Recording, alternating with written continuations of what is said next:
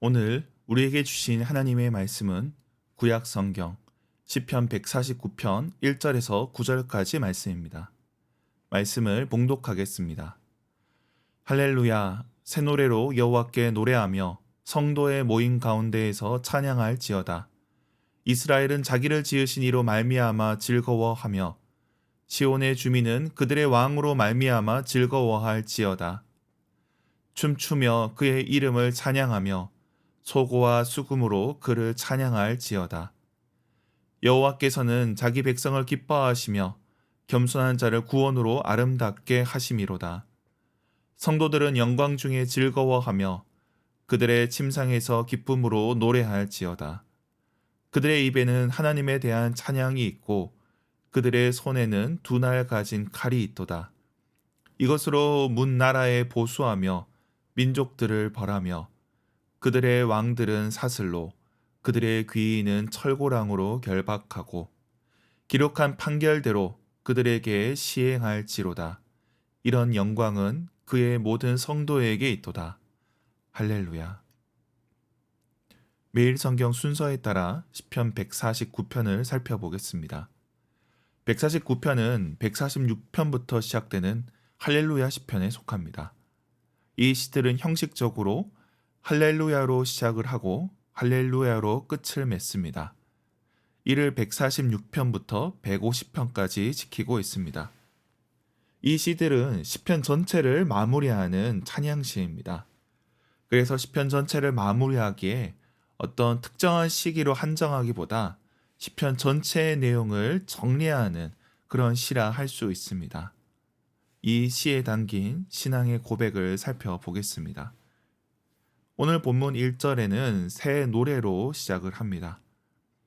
시편에서 새 노래는 단순히 새로 만든 노래를 뜻하지 않습니다. 하나님의 새로운 구원 활동을 가리킵니다. 하나님께서 지금도 구원 역사를 이루어 가시고 그분의 역사가 항상 새롭다는 겁니다. 새 노래라는 표현은 시편 96편과 98편 그리고 144편과 149편에서 쓰입니다. 이때는 하나님의 왕권 또는 하나님의 구원을 묘사할 때 사용을 합니다. 이러한 노래는 상대적으로 옛 노래를 생각하게 됩니다. 옛 노래. 출애굽 이후에 모세가 하나님을 찬양했던 것을 우리가 상대적으로 옛 노래로 할 수 있습니다. 그렇다면 지금 하시는 구원은 새 노래로 찬양할 수 있다는 겁니다. 이는 요한계시록 5장과 연결이 됩니다. 계시록 5장 9절에 보면 성도들이 새 노래로 주님께 찬양하는 것을 보게 됩니다. 이것은 하나님께서 새롭게 행하실 일들을 기뻐하는 것입니다. 오늘 시편에서 이들이 찬양하는 이유는 하나님께서 그들의 왕이 되시기 때문입니다. 2절에 보면 흠이 있고 부족한 인간의 통치자 대신 하나님께서 그들의 왕이 되시고 다스리심을 고백합니다. 그래서 이들은 찬양하고 있습니다. 그런데 여기서 찬양하는 이들을 살펴봐야 됩니다. 1절에서는 성도로, 2절에서는 이스라엘과 시온의 주민으로, 그리고 4절에서는 겸손한 자 또는 가난한 자로 묘사됩니다. 이들은 서로 다른 단어로 묘사되고 있지만 하나의 집단입니다. 4절의 겸손한 자는 가난한 자로 묘사할 수 있는데 개인적으로는 가난하고 궁핍하고 도움이 필요한 자들, 또 영적으로는 하나님의 은혜를 구하는 겸손한 자들이 될 것입니다. 이들은 이스라엘과 시온의 백성이고 하나님의 거룩한 무리입니다. 하나님을 찬양하는 자들입니다. 그런데 6절로 넘어가게 되면 이미지가 전환됩니다. 이들은 찬양하는 무리에서 칼을 든 무리로 바뀌게 됩니다. 두 날을 가진 칼, 양날검을 들고 있는 용사로 묘사됩니다. 이들을 통해 하나님의 심판이 열방을 향하게 됩니다. 7절과 8절에 보면 나라와 민족들을 심판하게 됩니다. 그들을 판결대로 다스리게 되는데 영광이 성도에게 임하는 것으로 시는 마무리되고 있습니다. 그런데 하나님을 찬양하는 백성과 양날검을 든 용사의 모습을 어떻게 이해해야 될지 논란이 되어 왔습니다. 그래서 어떤 이들은 이들이 실제 칼을 든 자들, 아마도 마카비 혁명 시대에 칼을 들고 유대 독립을 위해 일어섰던 자들이 아닌가 그렇게 추측을 하기도 하지만 오늘날에는 대체로 그렇게 보진 않습니다. 우리가 이제 시편 146편에서 150편까지의 시들을 읽어 나갈 때 하나님의 구원과 회복의 역사를 읽게 됩니다. 그런데 이러한 역사가 하늘에서만 이루어지는 그저 영적인 차원의 일들로 끝나는 것이 아니라 실제 역사를 통해 나타난다는 것입니다. 하나님의 백성들, 그분을 찬양하는 백성들이 구경꾼으로 끝나는 것이 아니라 그 뜻을 이루어가는 자들로 묘사된다는 겁니다. 구원은 하나님에 있고 하나님의 백성도 그 일에 참여하게 됩니다. 물론 이것은 개인적인 단순한 복수의 감정으로 행하는 것이 아닙니다. 9절에 보면 기록한 판결대로 이루어진다 말씀합니다.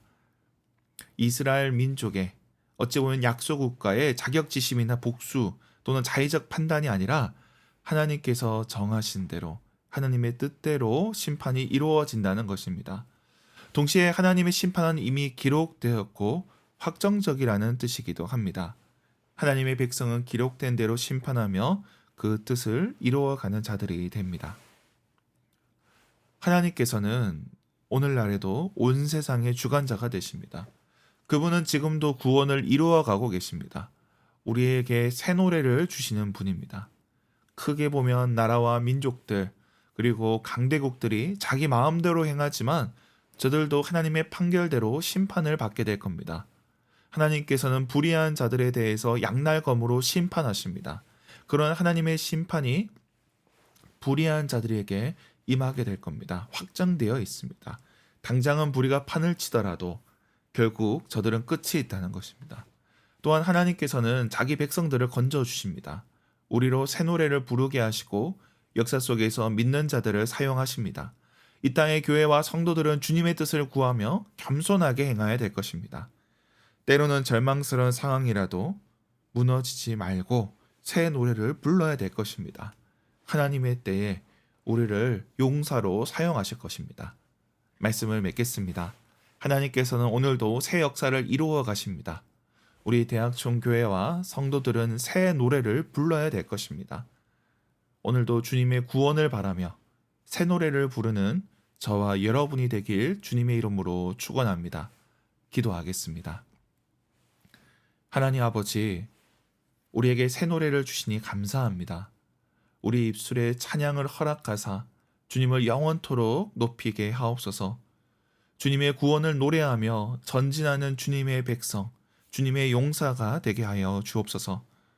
세계와 열방을 주관하시는 하나님, 주님의 다스림이 드러나게 하시고 주님의 판결대로 그 기록대로 저들에게 행하여 주옵소서. 고통 중에 있는 자들, 가난한 자들, 억눌린 자들, 구원을 반절히 바라는 자들에게 주님 말씀하여 주시고 주님의 뜻이 임하게 하옵소서. 우리의 사명을 놓고 기도합니다. 캠퍼스 선교와 지역 선교의 은혜를 더하여 주시옵소서. 서울대 캠퍼스에 수많은 영혼들이 있습니다. 크고 작은 기도 모임들이 있사오니 주님께서 저들과 함께하여 주시옵소서. 고향을 떠나온 자들, 외국인 유학생들 주님 기억하여 주시옵소서. 이를 위해 세워진 선교센터 그들과 상주 수련장에도 은혜 더하여 주시옵소서.